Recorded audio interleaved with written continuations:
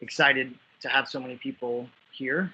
I know this is going to be the beginning of a great series.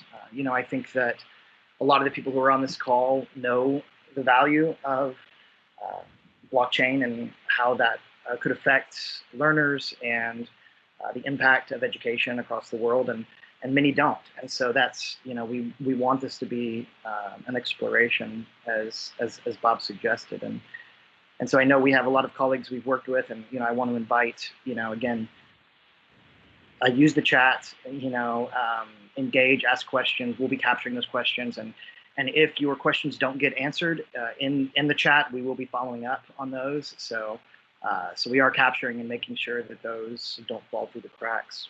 And yeah, so without further ado, let's get it going. I'm excited about this first event. Awesome, thanks, Chris. So we're starting off, very basic, assuming that we're, again, all exploring and learning about these issues. So I'd like to invite Kim Hamilton to kind of take the floor, take over the screen. Introduce yourself, Kim. And we just want to have a quick primer on, what is our understanding of what is the blockchain and what are cryptocurrencies, crypto tokens. I'll then ask Tom Hay to jump in as well to make the connection between what Kim presents and talks about and some of the issues around trust in a network and the use of tokens and measurement in the context of credentials. So over to you, Kim. Hello, everyone, and I will share the link to the presentation right after this. Let me go ahead and get started. And maybe just an introduction of who you are, where you're working, Kim. Oh, yes. To the group. Yes. So I am Kim Hamilton Duffy, and I am with MIT Open Learning. And I'm architect of Digital Credentials Consortium, which is working on ideas relevant to what this group is covering, working with a lot of these topics. I'm also co-chair of the WC Credentials Community Group, which is working on a lot of standards relevant to blockchain-anchored credentialing and identity topics. I'm hearing some background noise. Is everyone able to hear me okay? Yeah, if you're not speaking, please put yourself on mute. And I'll try to mute people too as we go through, but back to you, Kim. Okay, thank you. So I'm here to just kick off the conversation with a refresher, what is blockchain and what is cryptocurrency? And so I want to set the stage that this is going to be very better. I decided to talk about the first principles instead of trying to jam in a bunch of information that you would find unhelpful. Was someone saying something? Or should I keep going? Okay. So yeah, the agenda will do a lightning tour of the concepts, brief talk about the relevant applications, and then we'll touch on some of the ongoing questions, which I believe will be relevant in our discussion. So I like to start with the most unhelpful description of what a blockchain is. It is a chain of blocks, so a pinned-only list of blocks. But why are we talking about it here? So that's just the data structure answer, and that's visualized with this drawing at the bottom of the slide. So in addition to this append-only list of blocks or chain of blocks, we have rules governing what can go in a block and how and whether a block gets appended, but then also how to handle conflicts that can happen when building this chain of blocks. So when I have this special character next to it, I'm introducing some, just planting a seed in your head about this is a thing that will vary depending on the type of blockchain that we might be dealing with. So, but these are ones that we're typically talking about in our conversations. So we're generally interested in distributed ledgers that build this chain of blocks data structure. So, and also we're generally interested in ones that are managed by peer-to-peer networks. So there are other, when I say generally interested, there are others with different interesting properties. This is just a convenience because it makes it easier to try to generalize about blockchain and its properties. So another thing to remember, there's cryptocurrency happening, or cryptography happening at many layers of this. So in terms of the hashing, public key cryptography. And so now let's move, what we'll see, we'll move quickly into examples and everything. But so let's talk about what is a cryptocurrency. So a simple answer, digital asset that is secured by cryptography. The ones that we typically talk about are generally interested in are based on a distributed ledger and typically a blockchain, like we discussed previously. And also we are typically interested in decentralized ones that is not controlled by a central authority, like say, a government's banking authority. So I like to use this example that I stole from, I can't remember the name, but I sort of liked his visualization of, let's talk about specific cryptocurrency, Bitcoin, and let's try to turn PayPal into that. So when we created this, it was more, PayPal wasn't embracing Bitcoin and cryptocurrency as much as they are now, but the idea is that when you use PayPal, there's certain overhead for services they're providing. So those include user management, signing you up for your account, record keeping, or basically Alice sent money to Bob, all of that sort of ledger recording process. And then lastly, administration. So dealing with reconciliation of accounts with everyone's banks, credit card providers, and things like that. So suppose instead of using the PayPal service, we wanted to run PayPal on a distributed ledger. So instead, it would, this is sort of the architecture. So we have a set of distributed ledger or distributed node network. And so somehow Alice is going to get this money sent to Bob. So how does that happen? You can think of it as these services being replaced. So user management is instead replaced by public key cryptography. So instead of needing things like setting up accounts, verifying identity, it gets complicated, but in theory, you can just use public key cryptography. Record keeping, we're using a blockchain. That's literally our ledger structure. And then administration, you kind of punt on that a little bit by setting up certain rules and consensus mechanisms. And in Bitcoin's case, it's that miners are competing for the ability to say add nodes to add a chain to the end of the block structure. So let's talk about applications other than money. So instead of just diving into those, let's talk quickly. So what are the properties or the advantages that blockchain can offer that would cause someone to consider using a blockchain in their solution? So as we talked about, it's an append-only list. So we like the property of immutability. You can't go back and change the past. Another aspect that actually was extremely relevant, can't be understated for some applications, are a form of trusted timestamps. And this is used in applications that we refer to as proof of existence. The other area related to that is auditability, the idea of saying you can, it's append only, you have these timestamps that you can, or rough timestamps, ordering to be more precise, that you can trust, and you can get auditability out of that. And then another advantage that again depends on the specific type of blockchain that you're talking about is censorship resistance. So in the case of that we looked at previously, PayPal versus Bitcoin, a theoretical advantage over there is so PayPal could in theory decide we don't want payments to go to this person.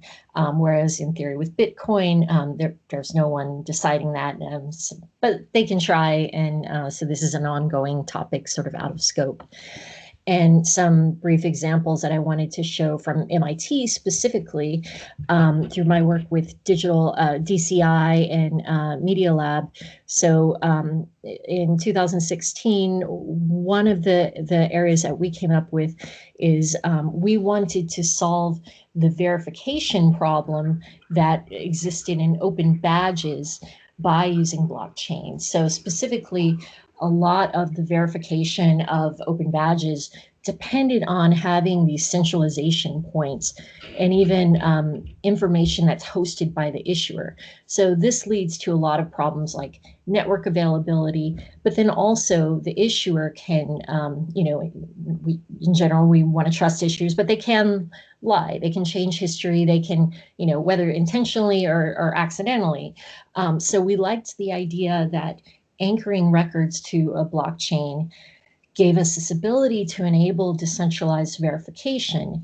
And also the idea that in theory, and it takes a bit of work to make it all work out, but in theory, you can make this work even if the issuer disappears, which, for example, in the US, we have this as an ongoing problem, the idea of educational institutions going out of business and what happens to the learner in that case.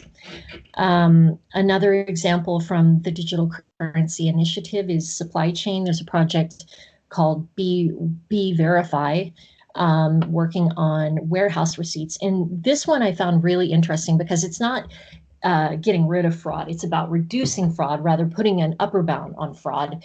And through this, they were able to improve access to credit and price discovery. And this is really relying on the traceability and auditability aspects. A last example that I wanted to talk about was Glyphin. This is a global legal entity identifier foundation. And so in December of 2020, they released that they were going to rely on a lot of technologies related to the ones that we've been working on in the Digital Credentials Consortium. So verifiable credentials, decentralized identifiers that are often based on distributed ledgers. They were using this to promote KYC for individuals and businesses. So I put in a couple of links in a diagram that sort of displays it. We won't go in depth right now, but effectively the idea is using decentralization to promote or to expand trust and availability of an already existing system or network. So we're also interested in ones where you have natural authorities that already exist, and you're using blockchain to sort of make it easier to audit, expose this kind of information. Ongoing questions. So there are a lot of pitfalls. So it gets really complicated when you talk about the benefits of blockchain because there are many different choices you can make. So in terms of who can append to the blockchain, I talked about in Bitcoin, miners are competing to solve a cryptographic puzzle, basically to be able to append it. They get miners reward as a benefit. But there are also permissioned blockchains, and instead of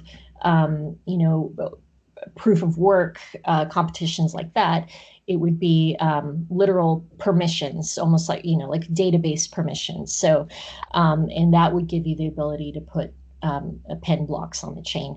So depending on which you pick, there's a whole range of different benefits and properties. So the cost of maintaining the network is well known in the Bitcoin case, energy consumption versus in permissioned, there's not necessarily the same energy consumption going on to mine the next block. You also have different scalability properties.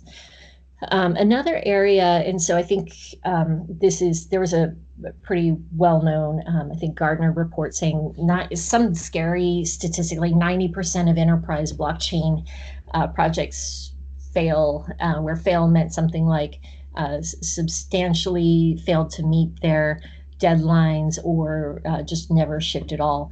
And I do think that we're all becoming a lot more aware of, it's not a silver bullet. There's risk with anything. And so specifically, depending on the type of blockchain that you're using, how long it's been around. So Bitcoin, for example, is very, very battle tested. A lot of people know there's a lot of value in there. And so, you know, you benefit by having a lot of attackers trying to hack it. And, you know, versus some other blockchains that maybe have not been around as long, they might have a totally different threat profile.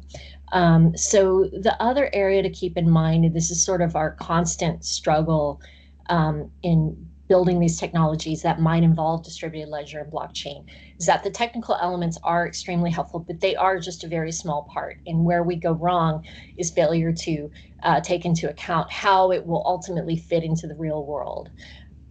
So because of that, you know, we just come back to this. You always need responsible architecture.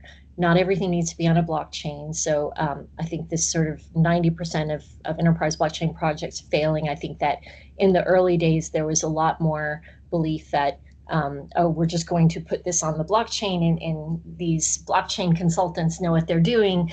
You know, that's not necessarily the case. Fortunately, there's more awareness of this.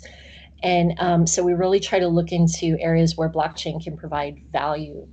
I'm just going to hint at some other topics before I wrap up, but so, you know, proof of work I mentioned as part of Bitcoin's proof of work model, for example, you know, has been very battle tested, very secure, but also very energy inefficient. So there are other consensus mechanisms that people are looking at. Proof of stake is a well-known one. There's a lot of challenges with rolling it out successfully. Topics around who can write. So we talked briefly about permission versus public and the different properties. So something that can come up here that to be aware of is that, you know, permissioned blockchains can give value over just, you know, sort of typical enterprise permission databases, but you have to be really careful when digging into it that your use cases really warrant blockchain over just a database in that case. Related to all of this, you end up with different security governance, especially in the case of permission blockchains. You know, who are you trusting around that? Even though it's blockchain, if you're trusting some group of people, there you have your concerns that can come up with any centralized authorities. And then one of the areas that is very interesting to me is just sort of the idea of expressiveness. So Ethereum, for example, one of its benefits is Turing completeness, but also when we started on block certs, that was right when the DAO attack happened. So we couldn't even consider deploying as first pass our implementation onto Ethereum because the trust in the network was so shot. This one is interesting because a lot of people reacted by saying, oh, this just proves you can't rely on blockchain, you need people. And in that specific attack, I mean, so that's true, you do need people. But in that specific attack, there are things around provably correct computing that you can do. And so I feel like a lot of nuance was lost in that discussion. These are all the sort of ongoing topics that are rich and possibly relevant to our conversation. And that was it for now. So thank you. Thanks, Kim. So I think some of the takeaways here is there isn't just one blockchain. There are many different types of blockchains. Some are public and open. Some are more closed. You can think of them like the internet versus an intranet. The other point is that blockchain is basically a shared database. So think of computers all over the world that have the exact same data on them, and they share the exact same databases. Which many argue is an extremely inefficient way to run a database, that there are much more effective ways to run a database. I think the other point to take away from what Kim has shared is that the benefit of having an inefficient database structure is that there is a certain amount of trust built in through the design of the blockchains. And the idea that the digital assets, whether they're credentials, whether they are cryptocurrencies, whether they're tokens, whether they are actual digital files, for instance, a lesson plan or some learning material, that with the blockchain you can create digital scarcity. Because in the case of Bitcoin, what was unique is that you can't copy the Bitcoin. So in the past, the problem with money was that you could copy the money, and if I have one Bitcoin, I just copy it and send it to thousands of my friends, and it doesn't have any value. But the value here is because of some of the cryptography that's used. You're able to create a unique digital asset that is not replicable. So you can think about this in terms of the case of Bitcoin, or you can think about it in terms of other types of digital assets that you want to think about in an education system that you want to make scarce and create value around those assets. So we'll talk more about that as we dig into some of the other discussions. I want to introduce Tom Hay. Tom is with Consensus. Consensus worked with us on a proof of concept that we implemented in Colombia, looking at this very issue of value exchange across an education system, and ways in which you could think about a use case like conditional cash transfer, where you want to incentivize young people to enroll in a skill building program, and you want to give them Colombian pesos as incentives to enroll in that program, to stay in that program, to graduate, and to develop skills. And how can you think about converting those pesos into a token on the blockchain that is basically, think of it as programmable money, so that you can put an if-then statement. If a student enrolls, then release the resources.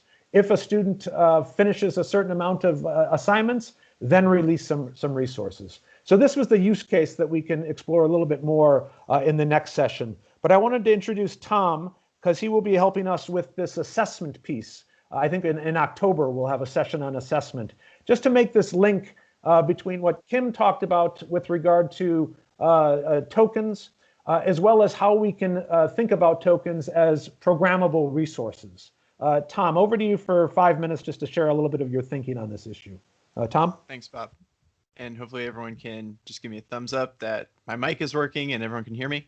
Perfect, thank you. So I'm just going to give a brief 5 minutes on assessment and measurement in the context of these systems and how it comes together. Now, when I'm referring to assessment and measurement, I am talking about it in the context of our educational system. So I like to visualize this great graphic that Professor Linda Darling Hammond has traditionally put out. That's a continuum of assessment, and an idea that on one end we have sort of the standardized tests, the multiple choice assessments that give us information about students and their learning in the context of the those assessments and how reliable and valid they are. And then as we move along that continuum, there are assessments that might be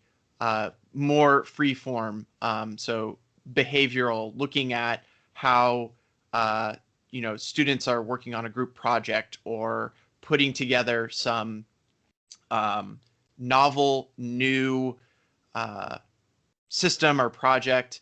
And a big struggle of our current systems is that it's very easy comparatively to put out assessments that are multiple choice at scale. So to deploy those and to get reliable and valid measurements from them, it's very hard to do so on a free form project that might say design like a civics project, design a government system that would work in your community, right? So how are we able to create reliable and valid measurement systems for those kind of assessments? What's interesting about blockchain, particularly sort of taking what Kim said, as we think about blockchains that allow for programmability, that allow for that if-then logic statements, we can now start to put in systems, which I'll term crypto economic systems, that can create rewards and disincentivize certain behaviors therefore allowing us to potentially create scalable, complex assessments for students and others. That is not without challenges, and I am going to speak generally given our shortness of time together. But what I want to introduce you to is two main concepts. The first, you'll hear a term called smart contracts.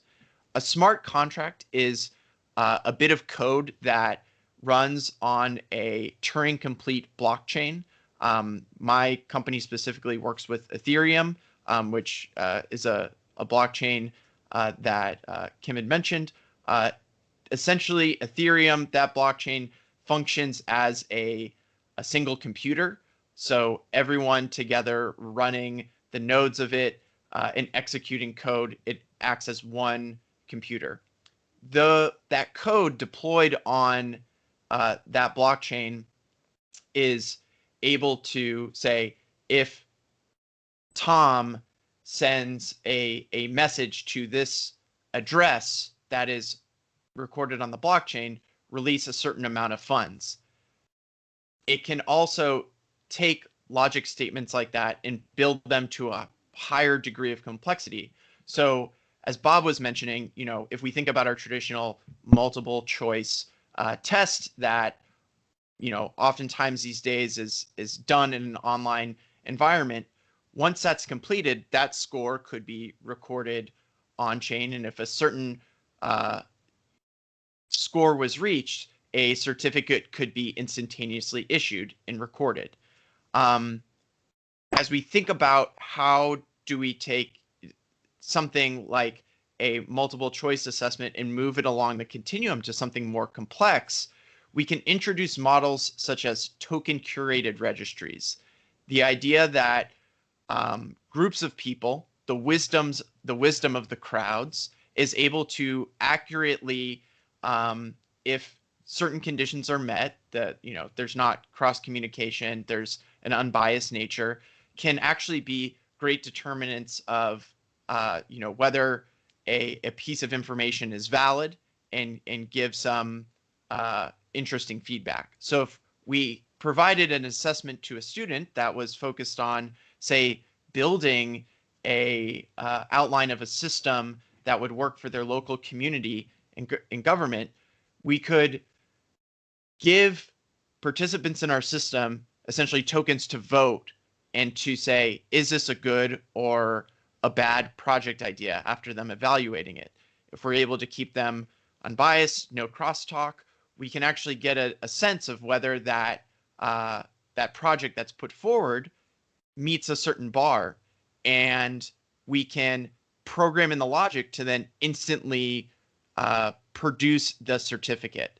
So this is sort of a broad overview, but what we are able to unlock with a programmable blockchain is the group methods of evaluation, of voting, of project grading, and certification in ways that were very difficult for us to be able to measure skill acquisition in the past. We're able to turn that outward, create incentive systems that take experts and community members and allow them to participate. And there's certainly ways that we have to think about design decisions and, can this be gamed, how it can be changed. But in terms of the engineering fundamentals, they're there, and we can really move towards assessment becoming a community activity or becoming more broad and creating a network of experts to participate in assessment and measurement. So I'll pause there and turn it back to Bob, but excited to go into that in more detail later on. Thanks, Tom. So we've got about 3 minutes before our next session. If anybody has any questions or wants to kind of add on to this conversation, please go ahead and raise your hand and we'll try to get to you. I think the key aspects of what Tom has shared is that the blockchain assessment incorporates game theory, trust, and incentives, so that it puts more onus on an evaluator to be honest in his or her assessment of whether a skill has actually been achieved. It can also crowd in more than one assessment for a skill to be able to get a better sense of whether a student has achieved a certain skill. So the idea is being that if I'm an evaluator and I say that Tom scored a 10 on that presentation, and I'm willing to stake a few tokens I'm willing to put a few tokens on my assessment to say that it's true, and everybody else says, no, that was horrible, and they rated a 2, then my assessment is not in line with the group assessment, and I would have the risk of losing some of my value that I put into that assessment or I staked on it. So that's the essential idea of how you can use incentives to try to build more trust and validity into the system. This is a broad research area that I think will be very interesting as part of this seminar series to explore in more depth. Let me go to Jonathan from Stanford, who has his hand raised and wants to share something. Jonathan? Yeah, hi, nice to meet you all. It's so wonderful to connect with people in EdTech and education that want to do stuff with blockchain that's other than just the hype about the financing and the money. Yeah, I was just wondering, I guess 2 things. Is there a resource for us to connect later offline, I guess? Like, we're educators and we want to do stuff with blockchain tech, but also what blockchain do you think is like the best for people in EdTech to focus on to to develop skills for the future? I mean, like Ethereum, IOTA, Bitcoin, I don't know, just like, I mean, smart contracts, right? And I'm kind of curious about the Ethereum name system and like how that can be leveraged, smart contracts, but it's hard to network with people, sometimes even at like a nice university, but it's like you want to find people that have a good ethos and morals, but it's like to develop some good blockchain tech to power, things that are like, I don't know, humanitarian, altruistic, education, stuff like that. So thank you for listening. Thank you. Have a good day, everyone. Great. Thanks, Jonathan. We'll collect these comments and questions, also the questions in the chat, and after the session, we'll distribute questions and responses from the group to everyone. Let me go to Jules for a question from the Caribbean. Jules.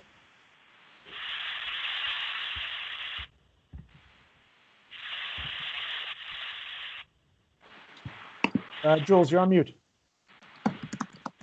Or maybe Didicus.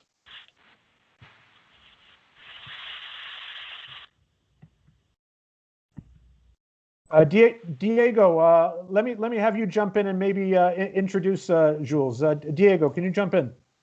No, sorry about that. No worries. I saw Dr. Jules there. I think he's connecting back.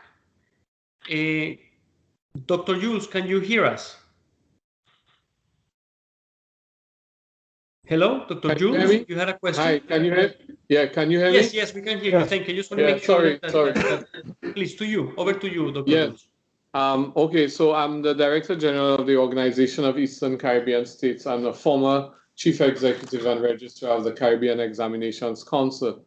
At the OECS, which is an 11-member integration movement, we are deeply interested in the context of COVID and some challenges that have happened in the assessment and examination space in the Caribbean, in how we can use blockchain as a totally different new way of providing certification that would not just attest to the performance of students in exams, but also incorporate all of the examples of work that they've done, their engagement, provide a more holistic picture of the student, the candidate, that includes their involvement in sport, in community work, the application of knowledge, the undertaking of projects, any innovations that they've done, so that that becomes a new certificate that is more comprehensive in painting a picture of the character, the competencies, the skills, and the knowledge attained by that candidate.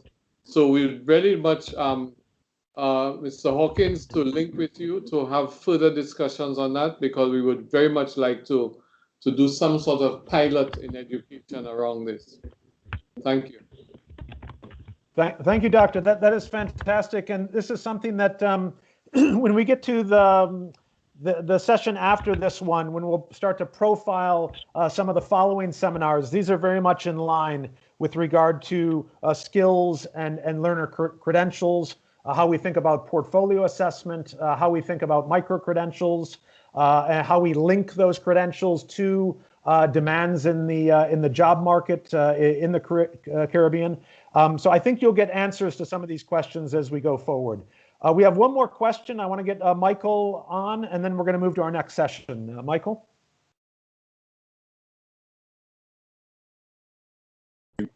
Thanks for putting this together. My question is, I'm sorry, Michael Torrance, Montville State Community College. I'm the president there. It's in Lynchburg, Tennessee, in home of Jack Daniels. I think that people know where that is, so that should give them an idea of where we're located. You're always welcome to come visit, by the way. What system challenges can we expect? And I'm just looking for one. I'm not looking for a litany of them, but I'm thinking through the use of blockchain for K-12, post-secondary, and workforce. But as it's related to long-term care and recidivism, trying to increase literacy as another way to get to that belongingness that's typically excluded out of diversity, equity, and inclusion work.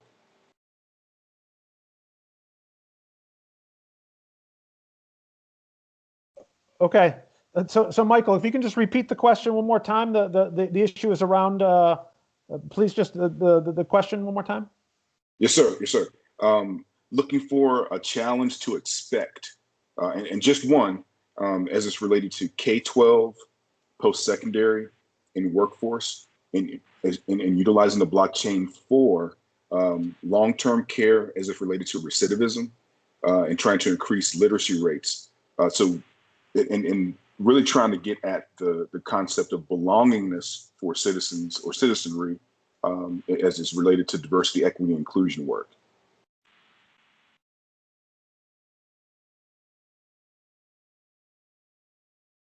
Yeah, I know it's early in the morning, so if that's one too heavy for this one, we can wait. No, I'm sorry. I'll talk to you later. No, I think we'll get to, when we get to some of the use cases, we'll look at this. And it was touched on by Thomas with regard to how to begin to assess some of these more difficult to measure skills and some of these more difficult to measure curriculum objectives like project-based learning, as well as kind of getting to the question of Dr. Jules around how we think more broadly around assessment and development of skills, looking at a portfolio approach. So I think we'll get to these questions as we move on. I think Dr. Jules' intervention was a good lead-in to this next session, and for my colleagues in the bank, I'll be calling on you to both share the project you're working on, as well as the challenge that you see that your country's facing, as well as introduce your counterpart if they're online in the ministry. So we heard from Diego, who's working in the Caribbean, and Dr. Jules from the OECS. Let me ask Marcelo. Marcelo, are you online? And could you just say a few words about Brazil?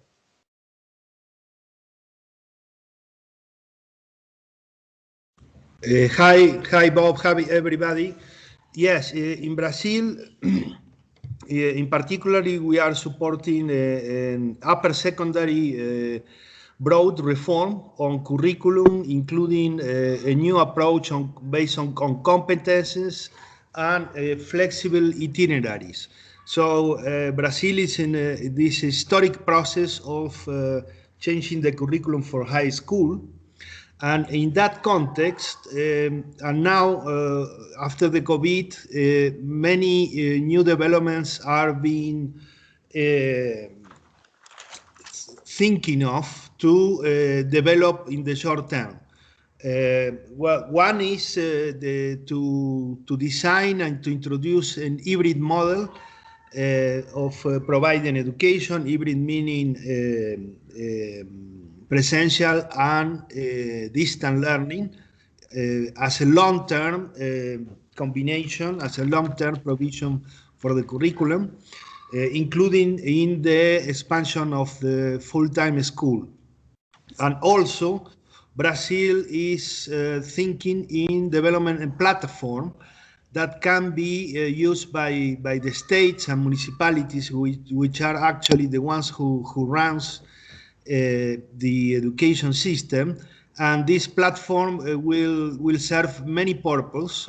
They will be developed gradually, but it will include learning management systems, early warning, dropout system also that works with algorithms. So that can have a relation with blockchains, I guess, but I don't know. That might be a question. So this is a broad description of what Brazil is involved currently. I don't know if there is somebody from the government. I saw Naira, and I don't know if Albert is here because I cannot see all the participants. Yeah, if there's anybody from the Brazilian government that would like to jump in and expand on what Marcelo shared, please jump in. Hi, hello, Robert. Hello. My name is Helber Vieira. Can you hear me? Yes. Hi, Helber. Well, I think Marcelo gave us a good view of what we are planning here. For sure, for the last part that he was contributing here, we are thinking here in Brazil to bring a platform. And this platform, we will try to join a national system that can allow teachers all around the country test the students, so we can have the exact picture of the size of the gaps of learning we have between the subsystems in Brazil. And we want to evolve that, linking. Brazil has a national book, textbook program. We want to make it digital, and we want to link the evaluation system with the digital book in a process that we hope to lead us to personalized learning system. So we want to bring something very pedagogical for the teachers, so they can use that. And while they use that, we're going to introduce the path for personalized learning systems here. Of course, we right now we are speaking about a pilot on that, but the view would be something like that. Well, I also see some possibilities for blockchain when we start to bring evaluation models that are precise, and they can be so precise that they can maybe actually evaluate by competence. So we would have the long life learning system that we could track all the abilities, all the competence a student could have along his journey into basic education. I think is that, Robert. Thank you, Marcelo. No, thank you, Marcelo and Elber. I mean, you've touched on probably 4 use cases to explore. I mean, one, which is the most common that we'll be talking about, is the definition of skills, the credentialing, and the verification and trust in those credentials on the blockchain that can be transported across states, across countries, etc. I think the other interesting one that maybe we can explore is, as a federal unit, you're working with states. So there's de facto coordination and trust that needs to happen between the federal level and the states. What is the role of blockchain in facilitating that collaboration and coordination? I think the third is you'd mentioned around learning management systems, education systems, information systems. This is a huge challenge in all of our countries, is how you integrate various systems. And is there a role for blockchain to play an integration role, an interoperability role between systems? It's a question. We had an event last week with Chainlink that is looking at this very issue. And then the last issue is around adaptive learning. One of the big challenges we have is that there are a lot of solution providers that say that they have the solution for adaptive learning. And adaptive learning is collecting data and providing algorithms to create information out of that data. The solution providers are unwilling to kind of provide that IP, and yet they need the information from the government. So how do you create that trust between the solution providers in the private sector and the government and ensure that the data is valid and that the algorithms and what's being used is transparent to all? So that level of trust is another use case that I think could potentially be very, very interesting to explore. Let me go to Assad, who is a colleague in Bangladesh. And Assad has been working a lot on kind of ICT policy. I don't know, Assad, do you have anything to share from your experience in Bangladesh? I'm putting people on the spot if you haven't noticed. That's perfectly fine. That's perfectly fine, Bob. Thanks so much. I think just in the case of Bangladesh, the concept of blockchain is still very, very new, and it's something that is still being discussed about a lot, but not much work has been done.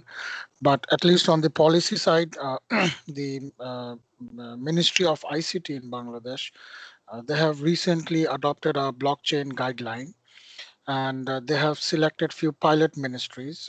Unfortunately, education didn't make it to that list, but some other HD sectors such as health and yeah, I think mainly health was part of that pilot under that guideline.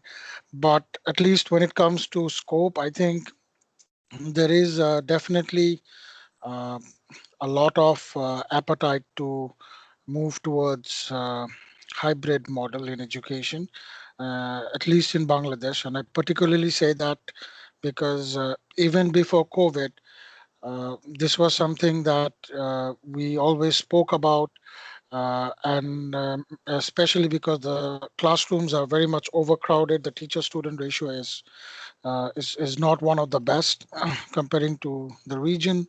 So, and then after COVID hit, the sector kind of like blasted in terms of fully going towards remote learning. And at least as many of you would know that in Bangladesh, the schools haven't yet opened. So the use of remote learning has been very much extensive, and it's still ongoing. And there is also an appetite to work on the learning management systems, support the infrastructures. And I guess there we may have the role of blockchains to make a difference. And then also on the supply side, I would also like to mention one of the small experience that the government once discussed with the ICT ministry is that in Bangladesh, the government is fully committed to providing free textbook to all schools by the first month of the calendar year. And what that particularly means is that these schools, which is at least 30,000 in 30,000 in secondary, and over 100,000 in primary. So we're looking at 130,000 schools have to send demand of textbooks at the central level, and then the supply chain has to somehow support these huge distribution and procurement of these schools. And there, I guess, there is a possibility that the blockchain could probably streamline the system or support the overall credentials, and also maybe, I guess, help the government to save in terms of, or reduce errors, or if I may say so. I think this is something that also came up, and I just wanted to share that experience. And over to you. Thank you, Assad. Now, this is an extremely additional relevant use case. one of the challenges that we have in all of our projects is procurement. And the question is, to what extent might the blockchain be a mechanism to decentralize procurement? Could you provide tokens to schools, to teachers themselves, to be able to go and purchase textbooks, purchase digital resources, and be able to have transparency and traceability on those funds from the teacher, from the school, to the supplier in a very transparent manner. So this idea of decentralized procurement, I think, is another very interesting use case. Along those lines, let me introduce, I don't know whether Joel, Bin, or Hakan from Turkey, because this was a question I think that you were also looking at. As well as in Turkey, there's an interesting case of building out a broader education ecosystem, of trying to engage innovators at universities, in the private sector, to provide materials, and the way in which you can engage them and incentivize them. I don't know whether Joel or Bin or even Hakan want to jump in at this point to share a little bit about Turkey. Yes, Bob, thank you very much. Maybe I can summarize some details of the project in Turkey. And this meeting is really useful for taking some insights about blockchain, and some really good ideas came to my mind for adapting and using blockchain technology in Turkish education system, especially within the project we developed together with World Bank. And actually, we are going to have an R&D program within the ecosystem system we are going to build in Turkey. We are going to build an educational technology ecosystem in Turkey, and all the stakeholders will take part in this. So maybe we can try to validate the results of the outputs of the R&D with blockchain. We can take the students' verification or take the teachers' verification for adaptation and scalability of the results of the R&D program within the project. The first thing that came in mind about blockchain is this concept. And on the other hand, maybe we can use blockchain for evaluating the quality of the digital contents within the national platform, EBA. We call it EBA. And we can evaluate the digital contents within our national platform by using blockchain mentality. And decentralization is another fact that we can use decentralization for evaluating the teachers' profiles or students' profiles at national level. These are some points that came in my mind during this session. Thank you very much, Bob. Thanks, Hakan. No, I mean, these are all extremely relevant with regard to kind of assessing the quality. Again, this is the idea of how do you do assessment, whether it's a student assessment, a teacher assessment, or assessment of content, and do an assessment that's valid, that has quality and trust, I think is the challenge that we face. Let me go to Africa and invite Ekwa and Sauri to share. They've actually done a project on credentials with a number of universities in Africa, and I wanted them to come in and kind of share their experience. Ekwa, Sauri, if one of you guys want to jump in. Hello, everyone. Bob, can you hear me? Yes, perfect. Hi, Ekwa. Hey. Hello, everyone. Happy to be here, and thanks for inviting us to be part of this, Bob. I have connected, I think a couple of colleagues that I've seen connected that we work closely with on the Africa Centers of Excellence project. I think I see Himdad, I see Roberta Bassett, I see Sari as well. I may be missing other people, and I apologize for that. But basically, this is a higher education regional project where we are supporting about 77 centers across the region from West Central to Eastern and Southern Africa, and within about 51 universities in roughly 19 countries. And one of the things that we do is these centers are training students in master's and PhD level across various sectors, and also doing applied research in these different sectors. energy, ICT, health, agriculture, so on and so forth. But one of the things that we are doing related to the blockchain here is we have a couple of pilots that we've been working on within the space of digital skills. Within this pilot, we have 3 layers. So the first layer is we have the skills assessment of students. So the students check to see what the gaps are in terms of what they intend to, their intended career in the future. So they get a report out of that.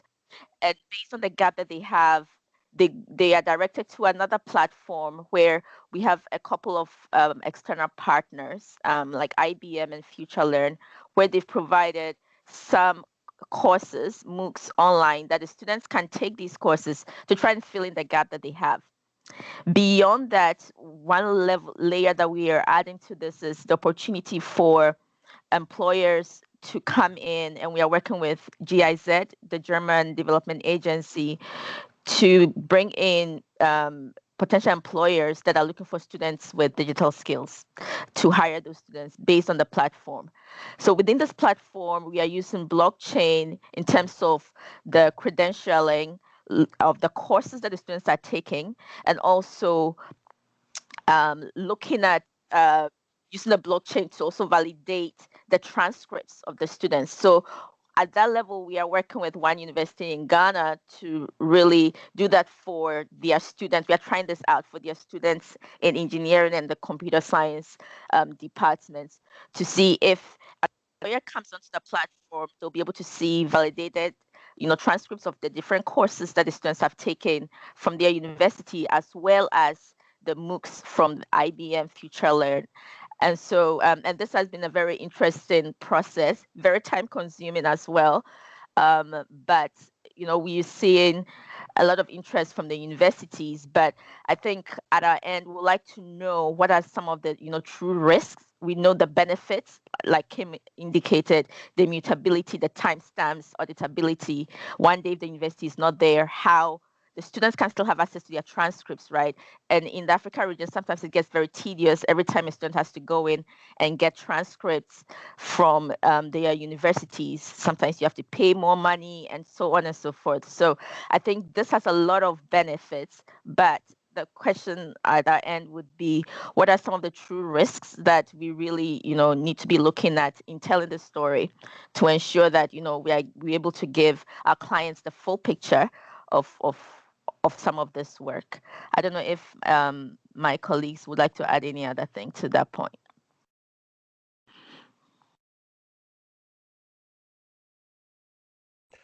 Fantastic. Thank you, Ekwa. Thank you.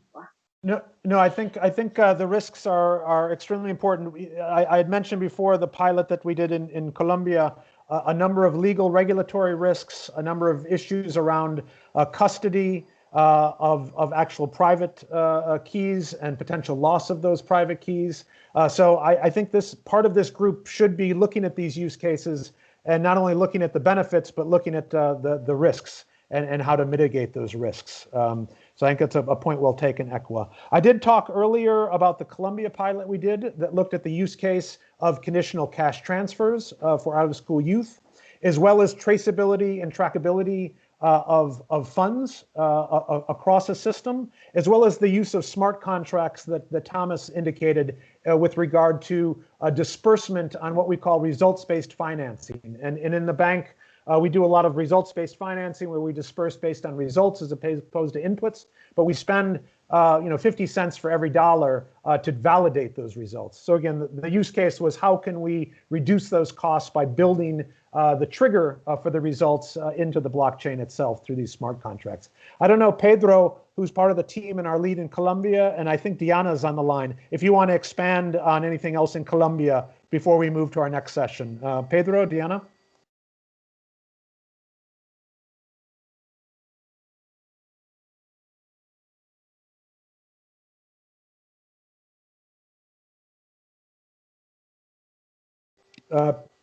Pedro, Diana, if you...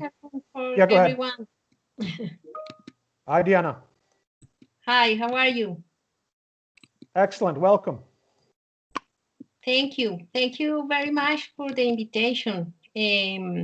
This is a topic of total interest for educational innovation in our country. And we are looking for different ways to get closer in this moment our students and to work on topics like this is very important for learning today.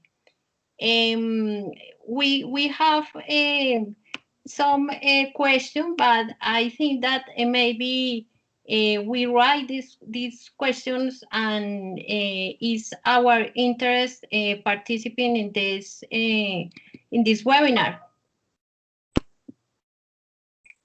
That sounds fantastic. Thanks, Diana. Yeah, anybody else who has questions, please, again, put them into the chat. And at the end of this webinar, we will kind of consolidate the questions. The members of the community of practice will kind of add their perspective and responses, and we will distribute it to the rest of the participants. Recognizing time, I'd like to move on to our final session, which is kind of setting a preview for the next 5 sessions that we'll be having. And I'd like to have Alex introduce himself. He's at University of Malta, and he'll be kind of coordinating our next session, which will be in April, on ecosystems and networks. Alex, over to you. Hi, Robert. I'm assuming you can hear me. This is as low tech as it gets, okay? So a mind map and a piece of paper here, because Dean just basically said, make it quick and make it generic. From our perspective and my personal perspective, blockchain education ecosystems, really, you can split them into, I think I've got about 4 categories here. I'm gonna call them the philosophical aspect of it, the teaching aspect of it, the administration side of it, and then the credentialing side of it. Starting with what I'm calling the philosophical aspect, it's something which resonates with old hippies like me, the disillusioned, the ones who were in love with John Perry Barlow and Howard Rheingold's view of the open internet and the open web, and who found themselves 10 years later in a system of platform capitalism, I guess. And the attraction obviously was decentralization, self-sovereignty, self-sovereign identity, the idea that we could potentially use the blockchain and put it to subversive use. So let's say that the first system really is an anti-organization system, an anti-organization structure. And it's something which kind of resonates with people who have a bit of an academic bent, at least from my experience. The second thing is really looking at the teaching systems. There are centers being set up worldwide, even in my tiny island state. There's a Center for Distributed Ledger Technologies at the University of Malta, which is literally teaching, ironically, their subset are not computer scientists, but lawyers and finance people trying to understand what to do with the FinTech world. There are also then entities like, say, the University of Nicosia in Cyprus, for instance, that has been rolling out courses for many years, focusing on the blockchain. I think the third sphere really is almost like the boring administration side of academia, which dovetails into legalities and regulations. From one side, you've had, again, countries that have been focusing on coming up with regulations that can fit in. It's like putting a square peg in a round hole. In my part of the world, which is the EU, trying to find regulations that can turn entire countries to be almost like blockchain countries, and enabling attracting new entities that then come and register in one place and feel as safe and regulated as if they were registering in let's say, in the city of London. But if you look at the actual higher education institutions, there are people dabbling with the idea of risk management, of course, assessments, all the way up to, I guess, the holy grail of the blockchain university. The idea, and I guess one of the pioneers was this idea of that Wolf University had many years ago, and it's been kind of debunked right now. But the idea that you can have people who are academics in different parts of the world that can connect together, find some accreditation system that enables, say, online education to be accredited at par with bricks and mortar face-to-face education and going for it. And there are experiments happening on that front. And I guess then the fourth aspect, and it's an aspect where I'm very much involved as a consultant to the European Commission on the European Blockchain Services Infrastructure project. And there's a diplomas stream there. And again, there's a superhighway being built with the holy grail that people will buy into the concept of verifiable credentials. And here the challenges really are that, again, interoperability is not necessarily a technological challenge. It really is a regulatory challenge. It really is a way of winning minds. The EU can build a system which can, at face value, works. A minister can block it very easily by being uncomfortable with the idea of decentralization or decentralized governance. So we're still a long way off from these kind of things actually coming into fruition. What are you seeing are pilots which then people, and normally it's the small crazy countries that come up with things that can operate on a nation state level. So in my country, I had project managed the first block search project, and then an entire delegation turned up from the government of the Bahamas. And of course, they did more ambitious things then in terms of piloting things on the basis of what they had seen. We're still at this stage where people are watching each other in a way and trying to be encouraged by experiments. So that's what I have for you.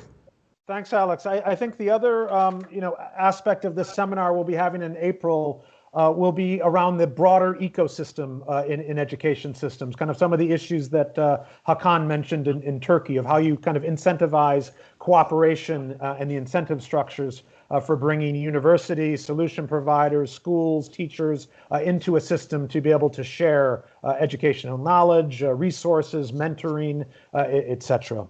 So this will be the session in April. Greg, can you talk a little bit about the session on the skills economy that will be, I guess, then in June? Greg, over to you. Yeah, absolutely.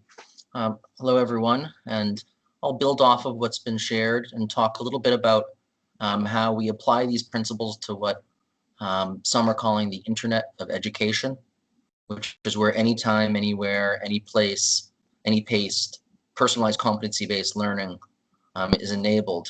And so this vision of the near future in which people's skills become machine-readable data that can be held and controlled from a digital wallet app and exchanged like currency for learning and employment opportunities on the open internet, the way that goods and services are exchanged today.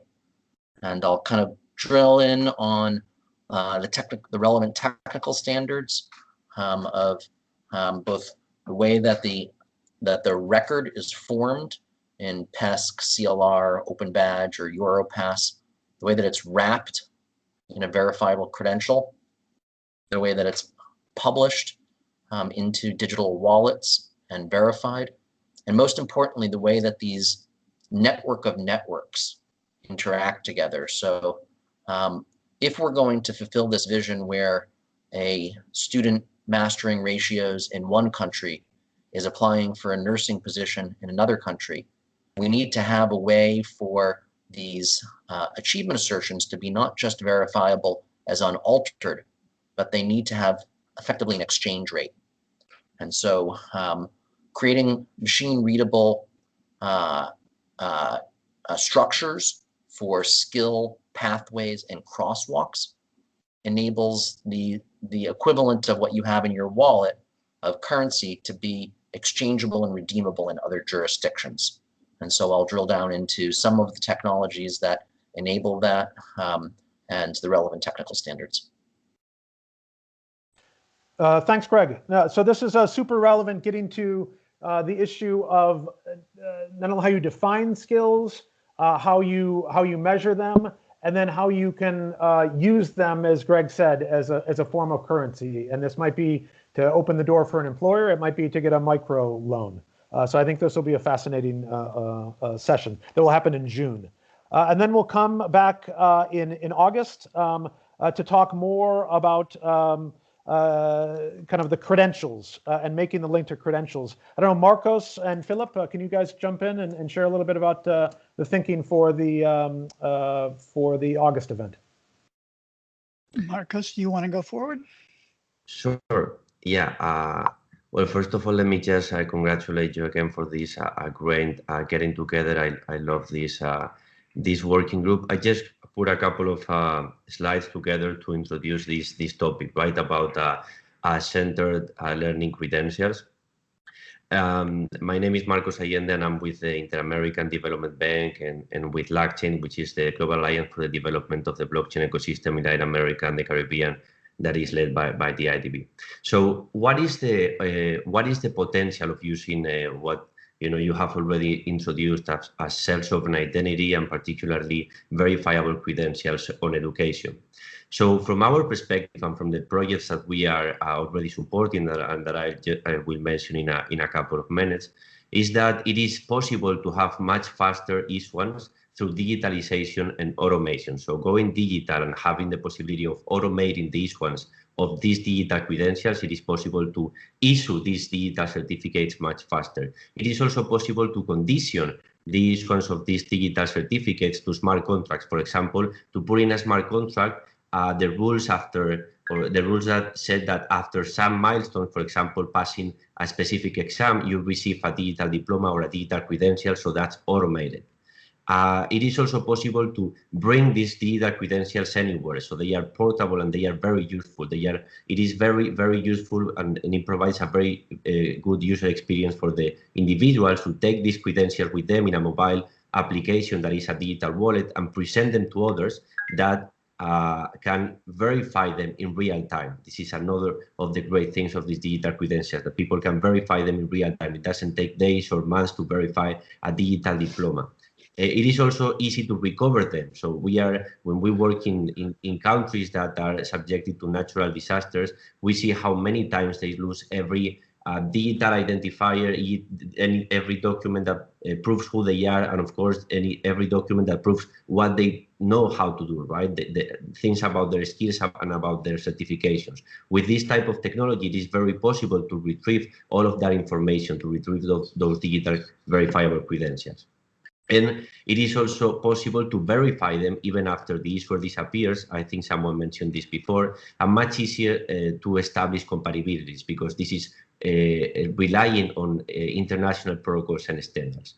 As I said, there is already things happening in Latin America and the Caribbean. Before, Dr. Didactus from the Caribbean Examinations Council said a few words about the big project that is going on in the Caribbean with them, that is supported by the Inter-American Development Bank to issue digital secondary school certificates in the 16 countries of the Caribbean. But there's also a very big project in the Caribbean with the University of West Indies that is developing a solution for the issuance of digital university diplomas. There's another initiative in Argentina under Proyecto Didi that is intended to provide digital wallets both to issue digital diplomas and also to incorporate things related to financial inclusion, to work with some microfinance.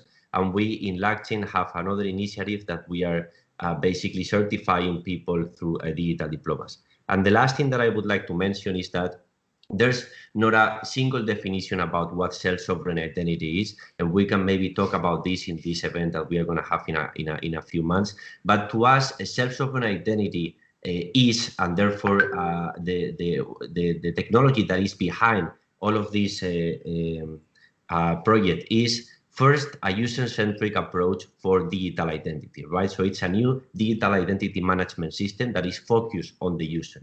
Second, it is a solution that is based on two standards from the W3C. So it's not just some ideas that are around, it's two international standards from the W3C that is verifiable credentials for the digital certificates and decentralized identifiers for the identifiers that are in the digital certificates. It's also the use of digital wallets for the individuals to be able to receive those digital certificates, to manage them and to present them to third parties. And it can be the use of blockchain networks and decentralized registries in order to store the proofs of those digital certificates. So when the subject, the user, the individual presents them to a third party, the third party can verify it against a decentralized registry and trustable registry of information instead of having to go to the issuer or to a centralized registry or to a an online service that the issuer is presenting or exposing or maintaining. So that's what I wanted to share. Thank you so much again, and looking forward to learning more from all you and to having these other events in the upcoming months. Thank you. Thanks, Marcos. Phil, do you want to expand on that a bit, on some other issues that you're working on and that we'll present in, I guess, August? Sure. Let me see if I can't pull this up. Is that visible to you? Yeah, just a couple of minutes, Phil, because we're at 8 minutes left. Yeah, I get it. So I represent the T3, the Innovation Network of the U.S. Chamber of Commerce Foundation, amongst a bunch of other things. And we're interested in the actual practical implementation of the verifiable credential containing learner records, as well as work history records and the like, in a verifiable credential package. And so the story that I think that we're particularly interested in is meeting the various parties, the educational institutions, as well as business and industry, where they are. And the big issue for that is trying to make the lift to things like was just discussed, self-SSI, and to the generation and exchange of these credentials across networks, an easier and more straightforward process from where they happen to be now. And so our approach to this is to look at the technologies that might be bridging technologies in this effort, so we can get to that bigger, greater goal more effectively and still provide value and potential for the wrapper of the verified credential containing a payload of an education or work credential that can be presented in a tamper-resistant or tamper-evident form. And that's what I'll talk about. Awesome. Thanks, Phil. Then we'll come back in October and talk about measurement and assessment. Wes, Tom talked a little bit about that before he had to leave, but if you want to add on to that, over to you, Wes.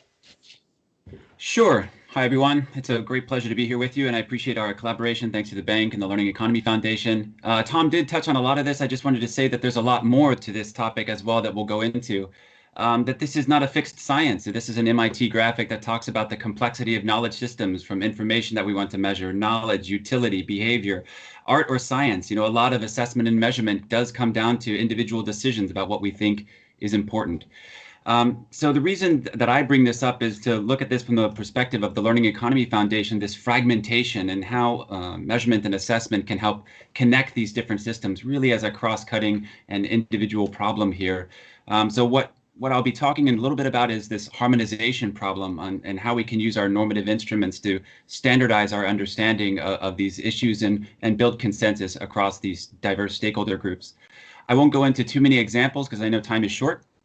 This is one example that I work on. I'm here in Bangkok, and I work also on the Global Convention and the Tokyo Convention on Recognition. And this is where the global community has set out some common definitions, for example, on learning outcomes, assessment, the context of higher education, what it means to conduct a prior learning assessment, recognition of prior learning in a fair and transparent way.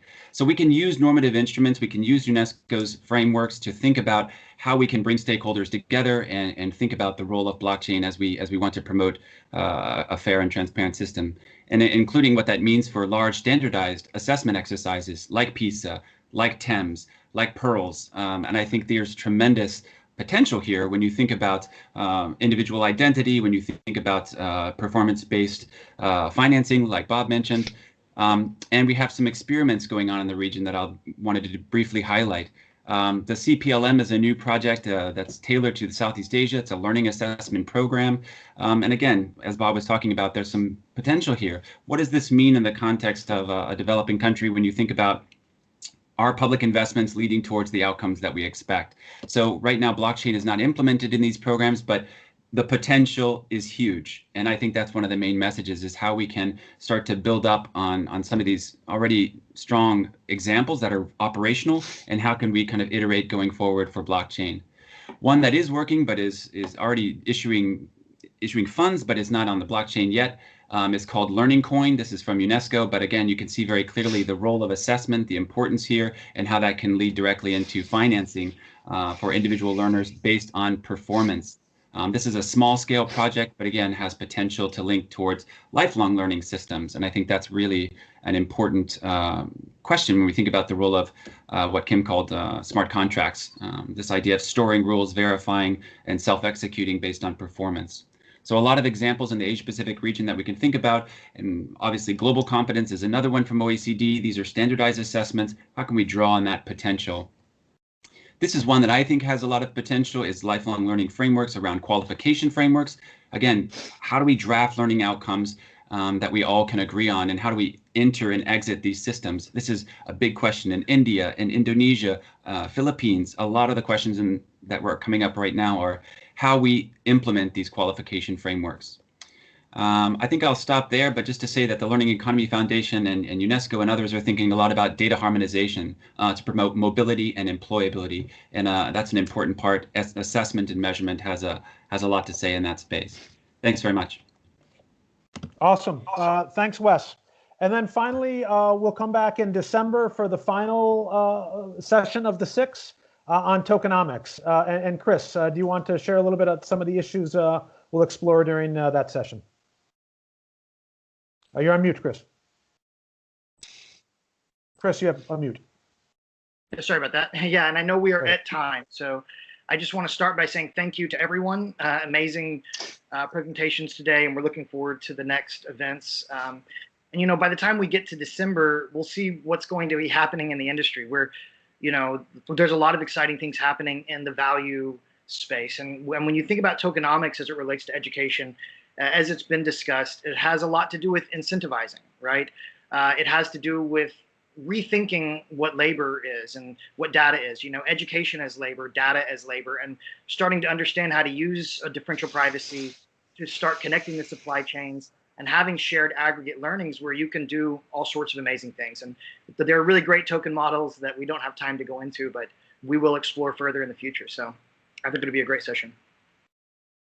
Awesome. Thanks, Chris. Yeah, one of the visions is how can you incentivize learners to be able to earn through their work, being able to maybe provide relevant data to databases, being able to participate in conditional cash transfer systems, et cetera. So really looking at kind of the incentive mechanisms within Ministries of Education to bring both more students into the system, but then also bring more funding into the system as well. So we're very interested in these two aspects of the tokenomics, bringing more money to education and supporting students as well. So this has been a fantastic discussion. Thank you, everybody, for your participation. We will capture all of your questions that you've put into the chat, and we'll feed that back to everybody. There's a community of practice that's been developed with about 20 members or so. Again, if you're interested in joining the more technical discussions, please let us know. And then finally, on the country participation, please identify kind of your country cases. And if you are doing pilots, if you want to have a deep dive between these sessions, if you want to kind of just bounce some ideas off of the group between now and April, the next time we get back together, please let us know, and we're eager and willing to kind of engage on some of the very specific use cases that each of the colleagues in the World Bank and our clients at Ministry of Education have highlighted. So thanks again to everybody for a very active participation, and we look forward to engaging in another round in April. Thanks so much also to Learning Economy Foundation for collaborating on this first event, the other members of the community of practice for willingly organizing the next events, and for the organizers, Dean and Yaki, for putting this together. Thanks, everybody. Have a great day.